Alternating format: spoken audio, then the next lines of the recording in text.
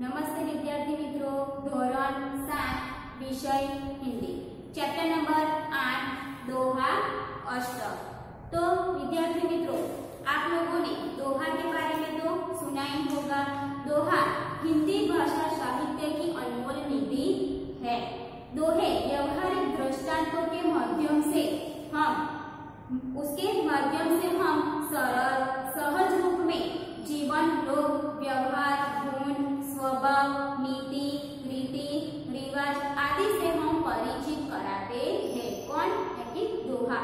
तो हमें आदि स्वरूप में परिचित कराते हैं।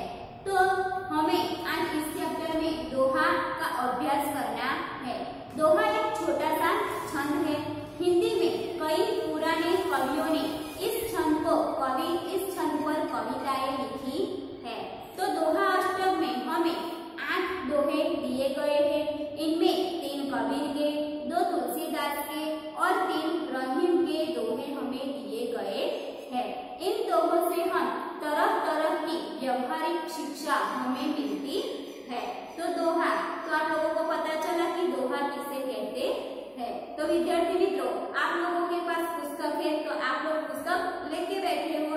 तो आपके पुस्तक में पेज नंबर 43 और 44 पर आपको दोहे दिए हैं, जिसमें कबीर, तुलसीदास और रहीम जी का दोहा दिया है। तो हम उसका अभ्यास करेंगे। तो ध्यान से सुनना और उसमें देखना पुस्तक में। तो पहला हम लेंगे कबीर का दोहा। किसका? कबीर जी का। तो कबीर जी कहते हैं कि बड़ा हुआ तो क्या हुआ, जैसे पेड़ खजूर, पंथी को छाया नहीं, फल लागे अति दूर। क्या कहते हैं कि बड़ा हुआ तो क्या हुआ, बड़ा होने से किसी का महत्व नहीं बढ़ता। खजूर का पेड़ बहुत बड़ा है, लेकिन उसके बड़े होने से क्या फायदा, हमें कोई लाभ होता है? नहीं। क्यों? क्योंकि उस पेड़ से यानी कि खजूर का जो पेड़ है उससे हमको छाया नहीं मिलती है, और फल भी, उसके फल आप देखें तो फल भी बहुत ऊंचाई पर लगते हैं, यानी कि वे फल किसी को भी प्राप्त नहीं होते हैं। શું કહે છે કે બડા હોને સે यानी कि મોટા થવાથી કોઈનું મહત્વ હોતું નથી। ખજૂરનો પેડ આપણે જોઈએ તો ખજૂરના પેડથી મુસાફિર यानी कि રસ્તામાં જે લોકો જાય છે તેમને છાયો આપતો નથી। કોણ? ખજૂરનું વૃક્ષ। અને તેના ફળ પણ બહુ ઊંચા લાગે છે, એટલે આપણને તે ફળ મળતા નથી। तो समझ में आया। अब दूसरा है कि साधु ऐसा चाहिए जैसा रूप स्वभाव, सार सार को गही रहे थोथा दे उड़ाए। क्या कहते हैं कि साधु ऐसा चाहिए जैसा सूप सुबह, यानी कि साधु पुरुष सूप जैसा होना चाहिए। सूप अच्छे को अपने पास रखता है और कचरे को बाहर फेंकता है। सूप यानी कि सुपड़ू, जे अनाज साफ करवा माटे जो सुपड़ू आवे छे तेने शुं कहीशुं? सूप। तो अनाज फटकने का चार्ज, तो सूप। तो सूप जैसा होना चाहिए। उसी तरह साधु पुरुष को तत्व की बातें ग्रहण कर व्यर्थ की बातें छोड़ देनी चाहिए।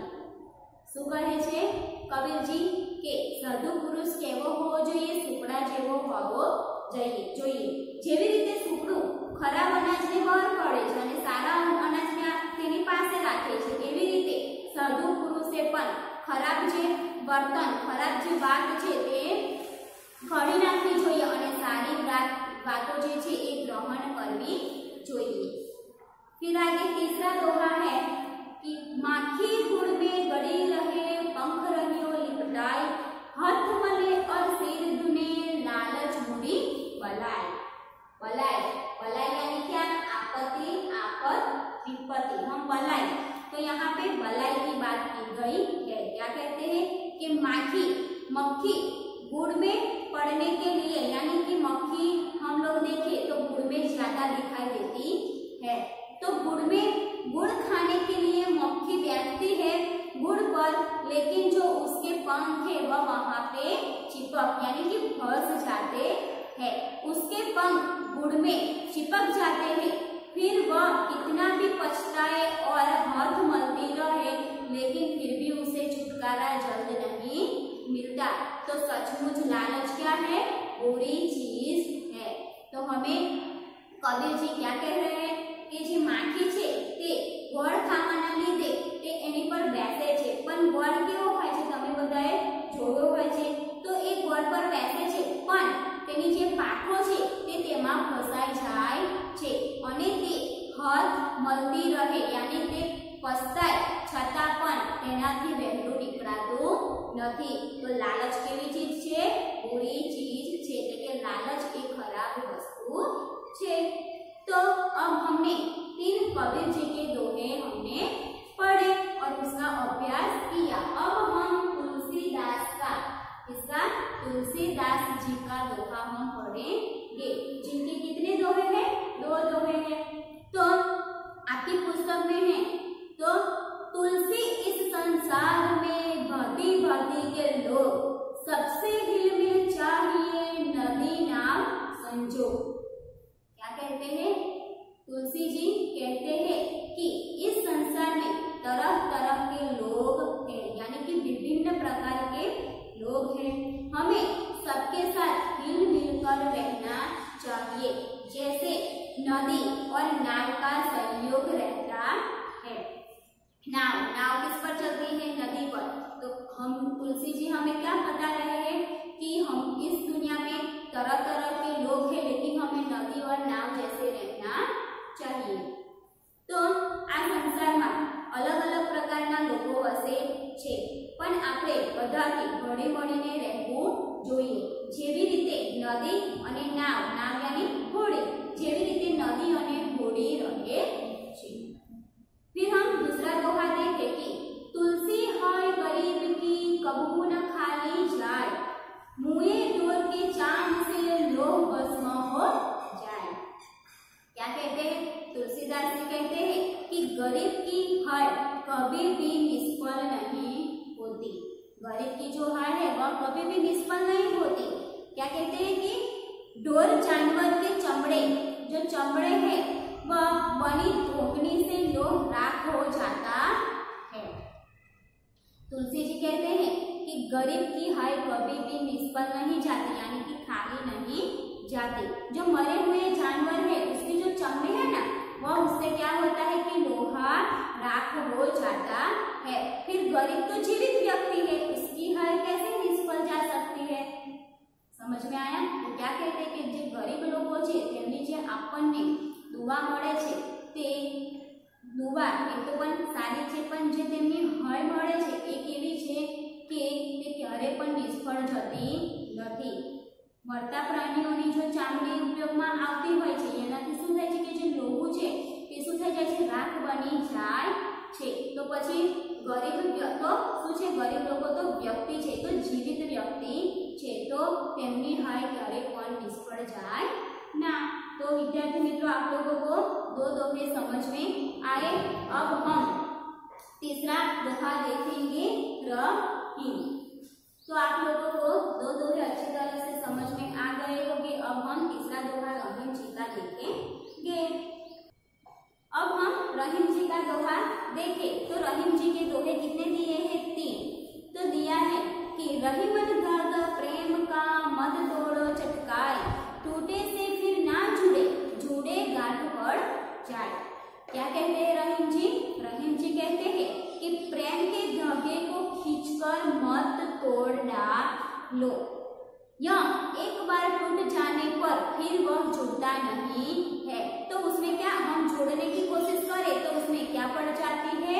गांठ पड़ जाती है।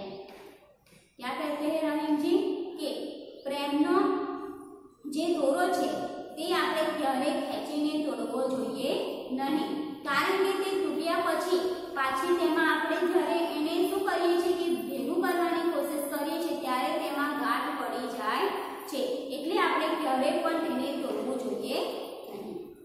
फिर आगे है कि तरुवर फल नहीं खाता है सरवर पियहि न पानी, कहीं रहीम पर काज हित संपत्ति सच ही सुजानी।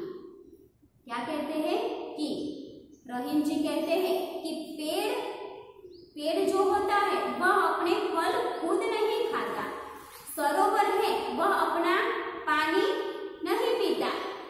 इसी तरह सज्जन दूसरों का भला करने के लिए संपत्ति का संग्रह करते हैं। दूसरों का भला करने के लिए ही संपत्ति का संग्रह करते हैं।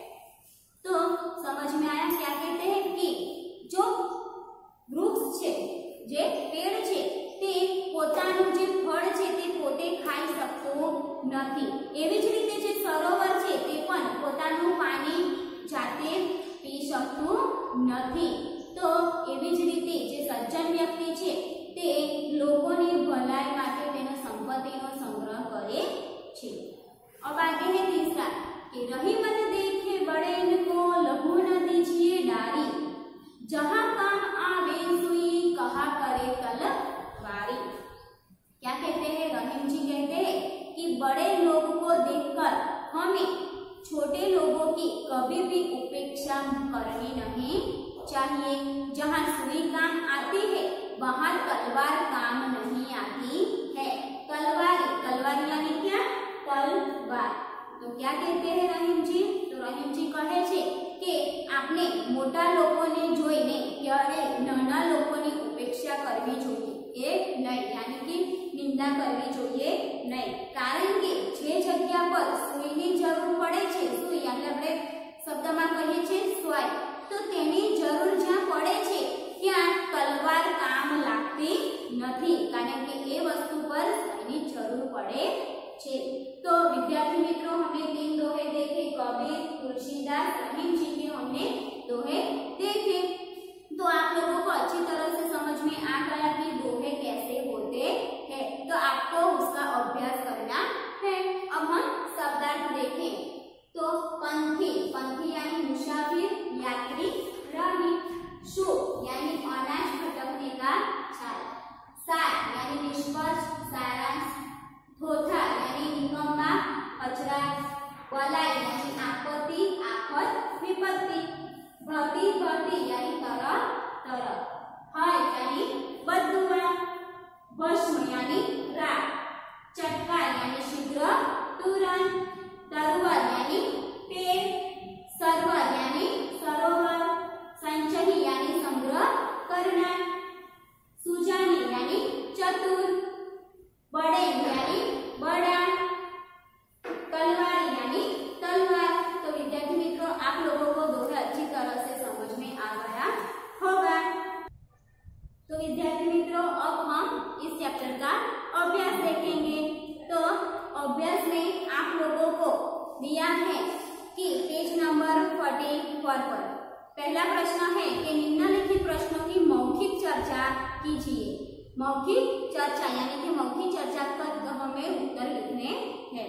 तो उसमें पहला प्रश्न दिया है कि बड़े लोगों की संकुचित मनोस्थिति व्यक्त करने के लिए खजूर के पेड़ का उदाहरण क्यों दिया गया है।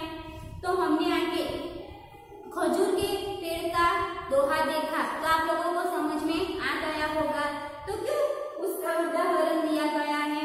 तो हम क्या जवाब लिखेंगे कि खजूर का पेड़ बड़ा तो होता है, लेकिन उससे पंथी को छाया नहीं मिलती है। उसके फल मिलते हैं उसी तरह उसके फल मिलते हैं, तो उसी तरह बड़े लोगों की मनोवृत्ति संकुचित होती है, तो उसे दूसरों को कोई लाभ नहीं होता। अब जो दूसरा प्रश्न है कि साधु पुरुष कैसा होना चाहिए।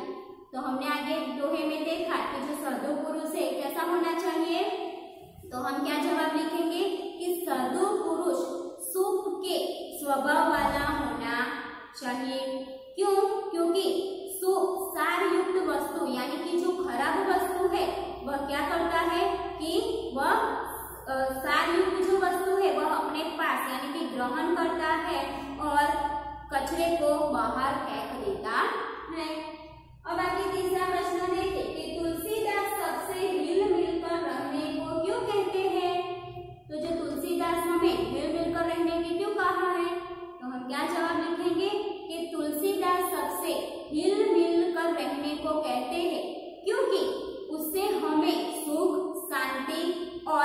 सुरक्षा मिलती है। फिर आगे चौथा प्रश्न है कि आप गरीब लोगों की मदद कैसे कर सकते हैं। आप यानी कि हम गरीब लोगों की मदद कैसे करेंगे, तो हम गरीब लोगों के बच्चों को पढ़ाकर उसकी मदद कर सकते हैं। इस पढ़ाई में आने वाली उनकी समस्या हम दूर करें। आगे प्रश्न है 5 कि सज्जन लोग अपनी संपत्ति का उपयोग कैसे करते हैं। जो सज्जन लोग हैं वो अपनी संपत्ति का उपयोग कैसे करते हैं, तो हम क्या लिखेंगे कि जो सज्जन लोग दूसरों का भला करने में अपनी संपत्ति का उपयोग करते हैं। जो सज्जन लोग हैं वह दूसरों की यानी कि जो गरीब लोग हैं उनकी भलाई करने के लिए अपनी संपत्ति का उपयोग करते हैं।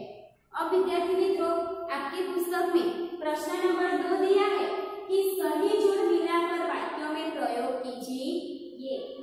किसका, तो कि विलोम शब्द का। शब्दों में विलोम शब्दों की सही जुड़ बनाइए और उसका वाक्यों में प्रयोग कीजिए। तो आप लोगों को वहां पे शब्द दिए हैं पुस्तक में, तो कौन से शब्द है, आदर, स्वकाज, फिर बुरा, प्रेम, नजदीक, मृत और छोटा। तो ये शब्द आपको दिया है, तो उसका हमें आंसर यानी कि विलोम शब्द ढूंढकर लिखना है। तो वो इसमें इस शब्द में ही है। तो असत्य, अनादर, अच्छा, नफरत, दूर, जीवित, बड़ा, तो ये सब शब्द उसमें दिए हैं। तो आपको पहला उदाहरण दिया है, तो पहला उदाहरण आपको दिया है कि सत्य। तो सत्य, सत्य का विलोम शब्द क्या बनेगा, असत्य। सत्य का विलोम शब्द असत्य। अब हमें सत्य का भी वाक्य प्रयोग करना है और सत्य का शब्द का भी वाक्य प्रयोग करना है।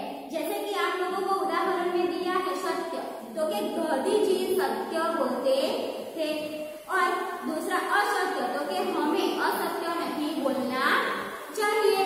तो ये शब्द आप लोगों को वाक्य प्रयोग करना है। तो विद्यार्थी मित्रों, आप लोगों को दूसरा शब्द दिया है, तो क्या है, हम क्या विलोम शब्द बनाएंगे कि आदर। तो आदर का विलोम शब्द अनादर। आदर विलोम शब्द क्या हुआ, अनादर। तो आदर से हम वाक्य प्रयोग करें तो हम वाक्य क्या बनाएंगे कि हमें बड़ों का आदर करना चाहिए। अब अनादर का वाक्य प्रयोग करें कि हमें किसी का अनादर नहीं करना चाहिए। आगे हमने लिखा है कि बुरा क्या है, बुरा और अच्छा। तो जो बुरा हमने लिखा है, तो बुरा से अच्छा, तो बुरा शब्द से उसे अपने कर्मों का बुरा फल भुगतना पड़ा। और हम अच्छा शब्द से वाक्य बनाइए कि, तो क्या बनेगा, उसने यहाँ अच्छा नाम कमाया। फिर आगे का शब्द है कि प्रेम, नफरत। तो प्रेम का विरोधी शब्द हमने क्या लिखा, नफरत। तो प्रेम से हम शब्द बनाए कि हम सबसे प्रेम करते हैं, और नफरत से वाक्य बनाइए तो क्या बनेगा कि संत पुरुष किसी से नफरत नहीं करते। फिर आगे है कि नजदीक। तो नजदीक का विलोम शब्द हम क्या बनाए कि दूर। तो नजदीक से हम क्या वाक्य बनाएंगे, तो कि बाजार से मेरा घर नजदीक है। और दूर से हम क्या वाक्य बनाएंगे कि पाठशाला मेरे घर से दूर है। फिर आगे है मृत। तो मृत का विलोम शब्द मैंने क्या लिखा है,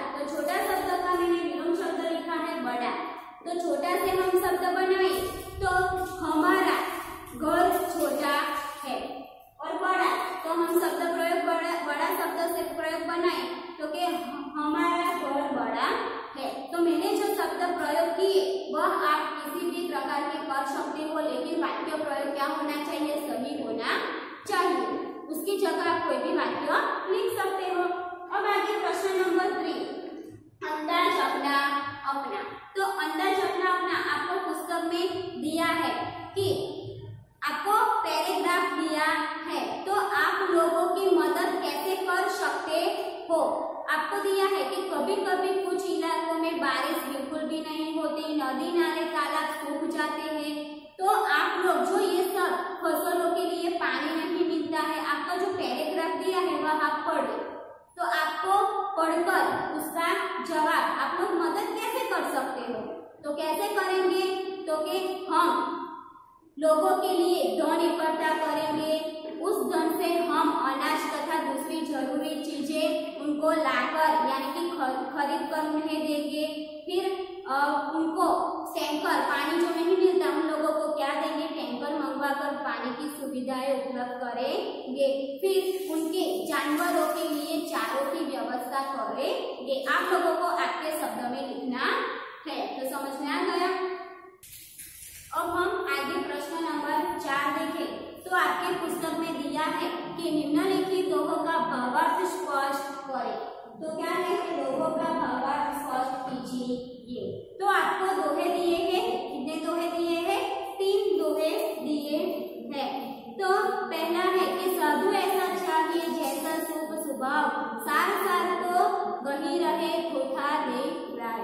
तो विद्यार्थी मित्रों, मैंने जो आपको 3 दोहे दिए हैं, दूसरा है तुलसी हाय गरीब की कबू न खाली जाए, मोए डोर के चांद से लोग भस्म हो जाए।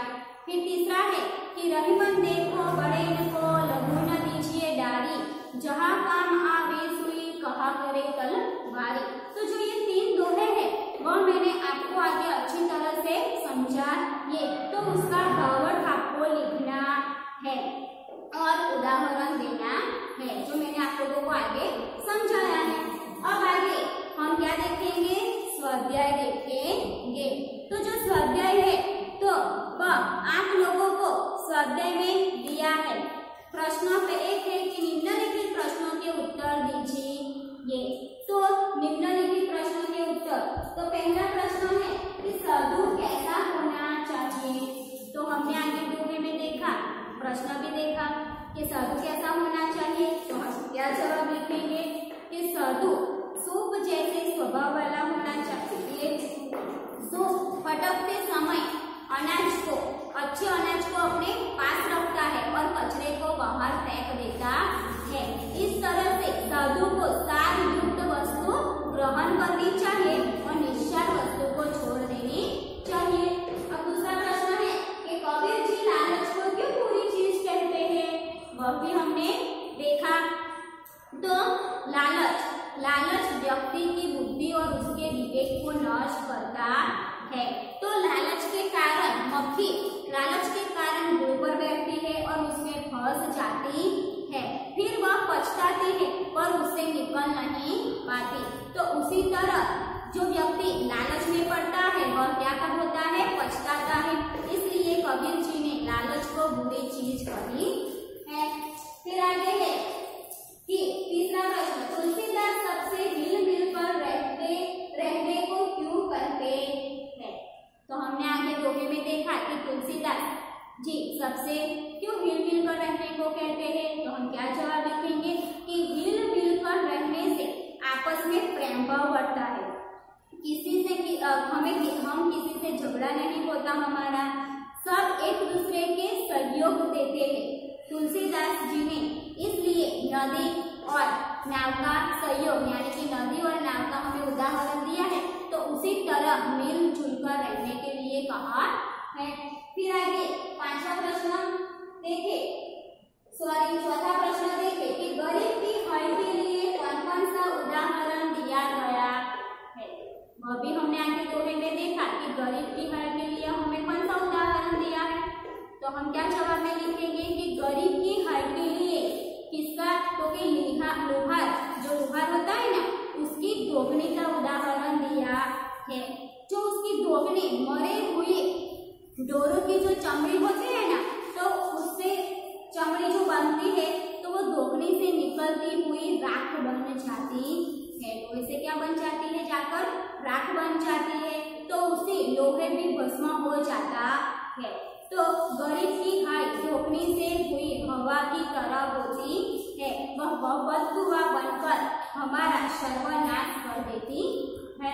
फिर आगे हम 5वां प्रश्न देखिए कि रहीम प्रेम का धागा तोड़ने के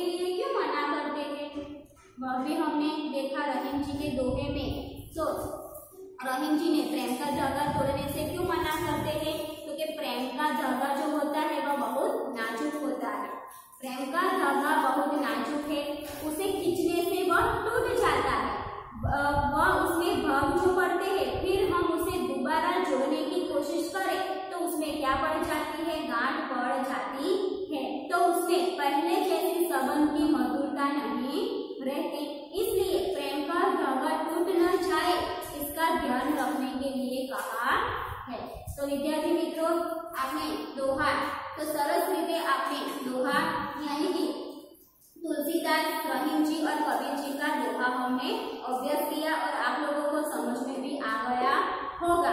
अब आपके पुस्तक में पेज नंबर 46 पर क्या दिया है? भाषा सचता।